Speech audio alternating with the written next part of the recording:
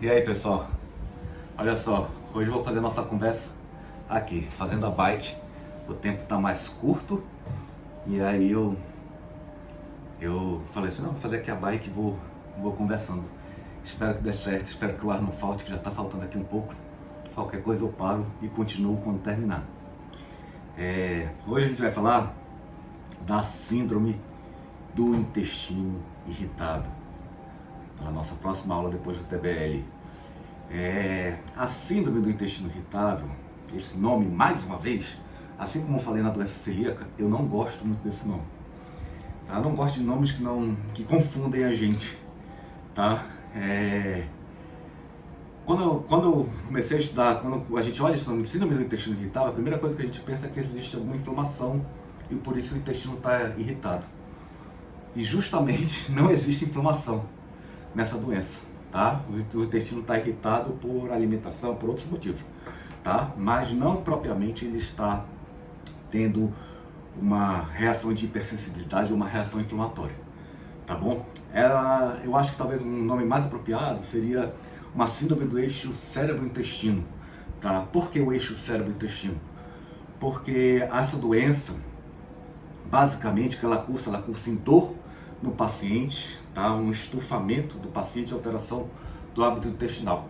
Mas essa doença, ela se manifesta por duas vias fisiopatológicas, tá? Uma por alguma infecção ou alteração da microbiota que você teve e duas por fatores emocionais, tá? Então ela afeta justamente esse eixo cérebro-intestino, talvez esse daí fosse o nome mais apropriado. Eu acho que isso daí é que, no final das contas, essa síndrome do intestino irritável, ela é um pool de doenças que ainda não está bem diagnosticado. Porque se você for ver no critério de Roma 4, ele estabelece assim, esses critérios e diz que não é um critério de exclusão. Tá? Então você não pode falar que é um critério de exclusão.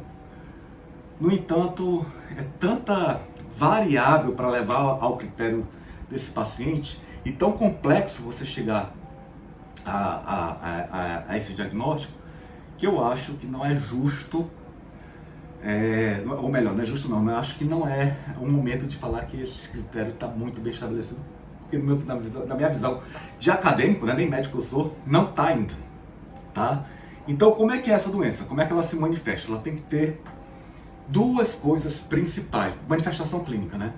Manifestação clínica, o paciente tem que ter dor, e essa dor tem que ser crônica, não pode ser uma dor de hoje, uma semana, de 15 dias atrás. Essa dor tem que ser crônica, tá? Com alteração da motilidade intestinal, com alteração do hábito intestinal. Né? O que é essa alteração da motilidade? É a motilidade que diz que se você está constipado ou se você está tendo diarreia.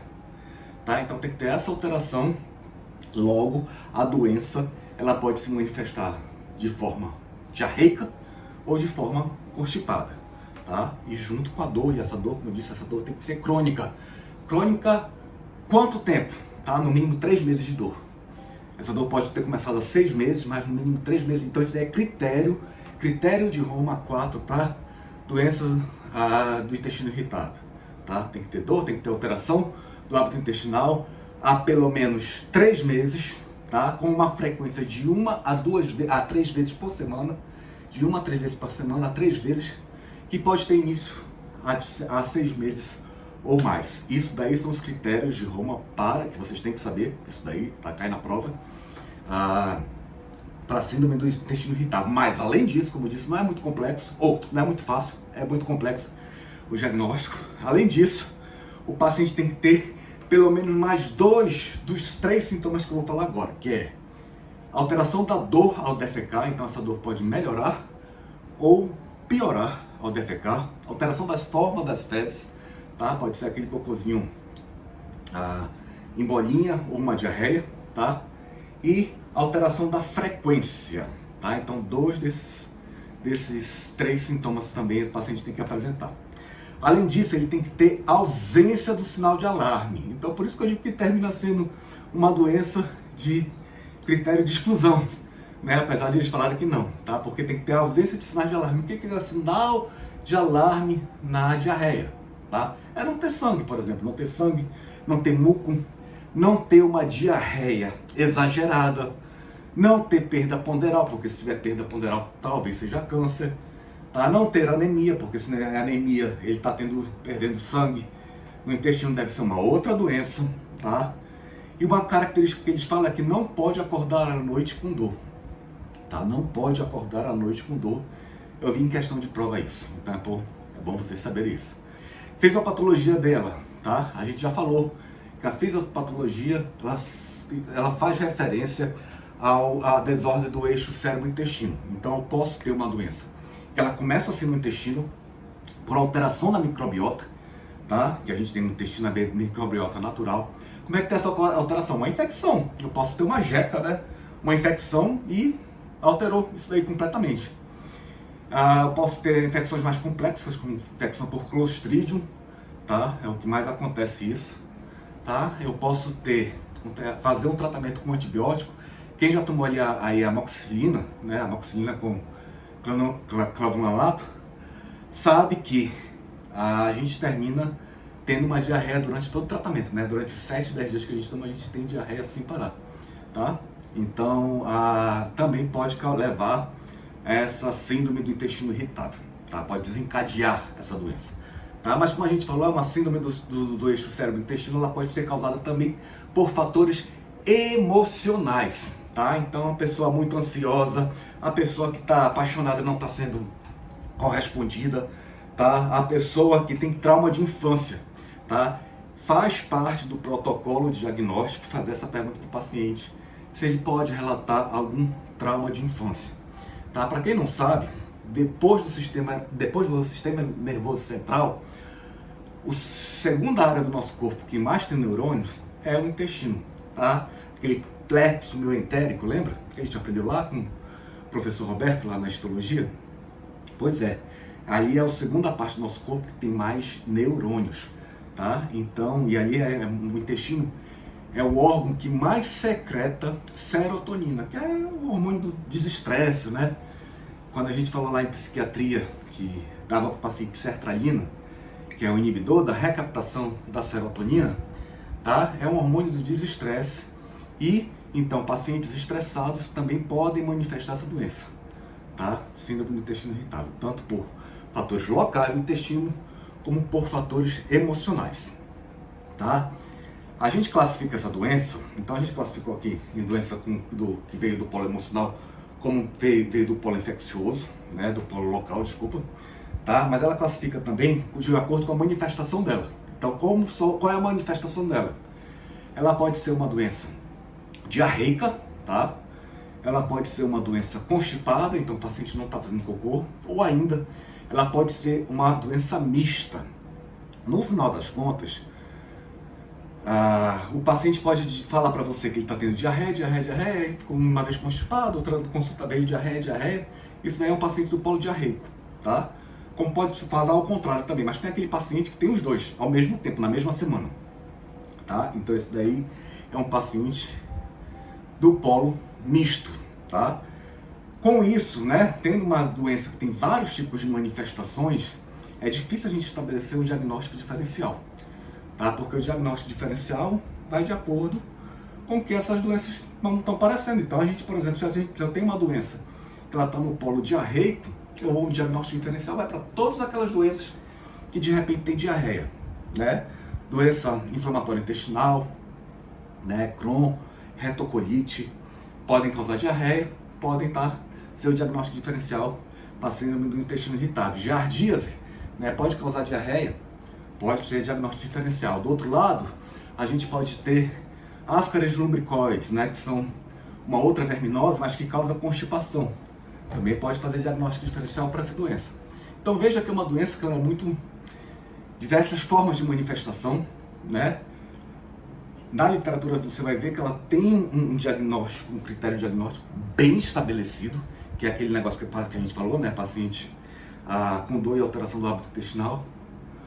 Porém, as manifestações delas é muito confuso de você fazer esse diagnóstico. Por causa disso, a tua consulta com o teu paciente, você não vai conseguir estabelecer esse diagnóstico em uma consulta só, tá? Você vai ter que ter uma proximidade do seu paciente, vai ter que ter boa conversa com ele, para você conseguir fazer esse diagnóstico e conseguir fazer o tratamento, que a gente não falou de tratamento. Mas o tratamento envolve mudança do estilo de vida, né? E todo tratamento que envolve mudança de estilo de vida significa que a consulta tem que ser uma consulta muito longa, né? Você mudar o estilo de vida do paciente não é algo muito fácil, né? Não é simples, né? Bom, como é que é o tratamento desse paciente? O tratamento desse paciente, ele envolve um tratamento básico para todo mundo, tá? E o tratamento medicamentoso, existem suas diferenciações de acordo com da forma que esse paciente está se manifestando para mim. Tá? O que é esse tratamento básico que a gente falou? Primeiro é o diagnóstico do que está causando essa doença. Tá? Como a gente disse, essa doença ela tem o desencadeamento, pode ser no intestino, e muitas vezes ela inicia por alguma alimentação que o paciente está tendo. E a alimentação que mais está se falando agora é aquela FODMAPs, né? É estranho o nome, né? FODMAPs, tá? Mas não é FoodMaps, tá? Porque é um F, um O, o D e o MAPS tipo mapa, tá? O que são FODMAPs? FODMAPs são carboidratos, tá? São carboidratos fermentáveis que deixam o paciente dilatado, né? Que causam gás no paciente. Acontece que tem diversos tipos de carboidratos aí, né? Tudo que a gente come hoje tem carboidrato, tá? E aí você conseguir identificar esse carboidrato para falar para o seu paciente parar de comer. Você não pode falar para ele parar de comer todo o carboidrato. Você tem que achar um próprio, tá? E esse FODMAP são os diversos carboidratos que tem. Isso termina sendo um trabalho um pouco mais do nutricionista, tá? Então você vai trabalhar em parceria com o nutricionista, porque não é um trabalho fácil de achar qual o carboidrato propriamente que está causando essa irritação do paciente, tá? Geralmente ele tira tudo, o paciente fica desesperado, porque quando você tira tudo, você não come mais quase nada de carboidrato, né? Não come fruta, não come pão, não come nada, tá? E aí você vai inserindo novamente determinados tipos de alimentos, e aí até o nutricionista identificar o que causa essa irritação para a gente retirar da alimentação desse paciente. Tá? O que mais? Sobre exercício, o que eu estou fazendo agora. Exercício, a gente sabe que todo paciente que tem essas doenças que tem um diagnóstico meio nebuloso, né, que a gente não acha, a primeira coisa que a gente fala é troca a alimentação, então a gente vai trocar FODMAPs e faz exercício, tá? Então o exercício ele é muito importante. Bom, todo paciente que tem manifestação emocional, o exercício faz parte desse pacote, né? Paciente com fibromialgia, exercício, né? Então o exercício é muito importante para todo paciente que tem essa manifestação emocional, lembrando, tá, que essa é uma manifestação emocional também, tá? E como eu disse, todo paciente que tem doença crônica, o exercício ele vai fazer parte, tá? Então por isso que a consulta é um pouco complexa, porque você tem que mudar esse estilo de vida todo do paciente. E outra coisa que faz parte também do tratamento básico para todo mundo é o tratamento com psicólogo, tá? Então, a gente falou, o componente emocional é muito forte, o paciente tem que trabalhar junto com o psicólogo, fazendo terapia, tá? E inclusive fazendo tratamentos de terapia alternativa, tipo acupuntura, tipo hipnose, tá? Então não é fácil você indicar isso no consultório, na primeira consulta você fala, olha, você tem que fazer hipnose. O paciente não aceita isso de primeira, né? Então por isso que você tem que ter um relacionamento muito bom na sua consulta com o seu paciente, tá? Conversar para ele que que a doença é de caráter benigno, porque geralmente o paciente chega achando que ele está com câncer, que ele vai morrer, que, poxa, essa coisa está piorando cada vez mais, tô sentindo dor, né? Lembra que a dor é um fator sine qua non para essa doença. O paciente está sentindo dor, né? O paciente está se sentindo mal, com diarreia, tá? Então, conversar que isso daí é uma doença benigna, que ele vai conviver para a vida toda, não vai ter tratamento, tá? E que ele não vai morrer disso, vai morrer de outra coisa, tá? Mas que para ele ter um bem-estar melhor, ele precisa entrar nessas regrinhas que a gente falou de mudança de estilo de vida. Com relação ao tratamento medicamentoso, tratamento medicamentoso vai depender onde o meu paciente está. Ele está com diarreia, eu vou usar antidiarreico para ele. Antidiarreico que a gente conhece é a loperamida, tá? Loperamida ou loperamida? Loperamida, tá? Para o Imosec. Outro medicamento que a gente pode usar é a ondansetrona. A ondansetrona, você vai falar assim, mas é para enjoo a ondansetrona. A gente recomenda lá nas nossas prescrições ondansetrona para enjoo, mas ela também é para diarreia. Vai lá e lê a bula. Tá lá escrito. Ela também é para diarreia. Nos Estados Unidos, lá no Walgreens, tem um agonista da 5-HT, tá? Que ela é o precursor, na verdade, da serotonina. Tá? Aqui no Brasil a gente não vê muito. Aliás, eu nunca vi. Tá? Então, nos Estados Unidos também tem esse precursor da serotonina que a gente pode fazer uso também, que é tipo não é um remédio, não é um medicamento próprio, né? Mas é um suplemento, né? Tem um antibiótico chamado rifaximina. A rifaximina, ela é usada para as infecções do trato gastrointestinal.